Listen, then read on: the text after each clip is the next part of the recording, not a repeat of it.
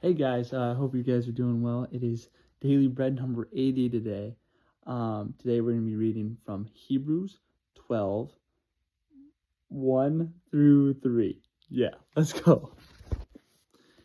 It reads, "Therefore, since we are surrounded by such a great cloud of witnesses, let us throw off everything that hinders and the sin that so easily entangles, and let us run with perseverance the race marked out for us, fixing our eyes on Jesus, the pioneer and perfecter of faith.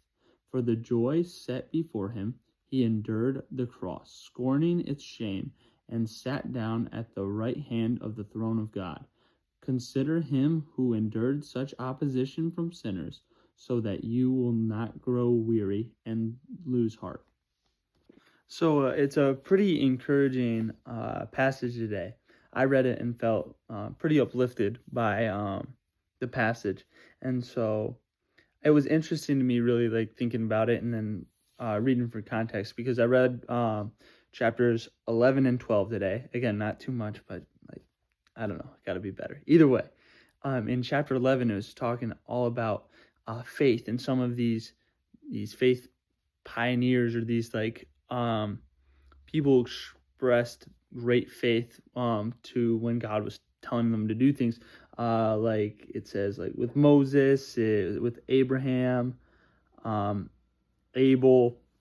And so when it says there's a great cloud of witnesses, my first thought was to this world. Like there's so many eyes, there's so many cameras, that kind of deal. But really, it was talking about those almost faith heroes that are in heaven that are watching us, and like encouraging us, and like hoping that we do the same.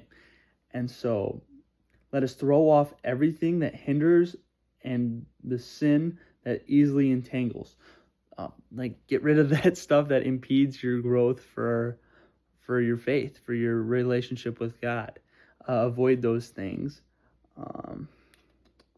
And let us run with perseverance and the race marked out for us. I love that verse, and this is why it stuck out to me. Probably because I'm a big sports guy, but it's a metaphor here for life, obviously, if you didn't catch on to that. But let us run with perseverance the race marked out for us. Like it's your own personal, it's your life that you've got to go on, not somebody else's.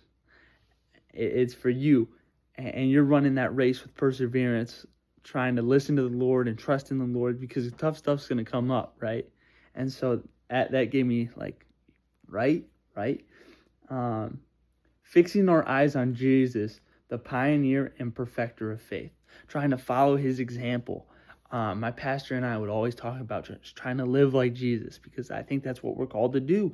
And I mean, he was perfect for a reason, right? So we can follow what the Bible says in that like Old Testament law so tightly, and get those check marks checked off, and I'm not doing this, I'm doing this, right? But by living like Jesus, by loving others, by loving the Lord our God, it is really the key.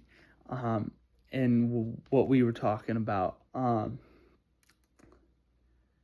the joy set before him, he endured the cross, scorning in its shame, and sat down at the right hand of the throne of God.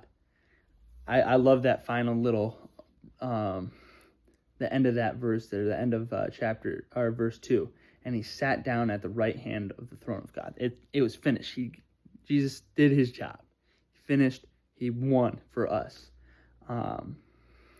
Consider him who endured such oppositions from sinners, so that you will not grow weary and lose heart. Jesus went through a lot, man. And it hits me every Palm Sunday. I know I talked about this before, but just the amount of just pain and grueling physical just torture that Jesus went through for us without complaint. Unjustly. He's the only perfect human ever, and he got just abused in just horrifying fashion. And he did that for us with love in his heart, didn't complain, and he took that cross, and he and just thinking about that, and that was for you and me, and that was for our relationship, so we could live in heaven with him. That gives me, that helps me like find a way to persevere. That helps me not to lose heart, right?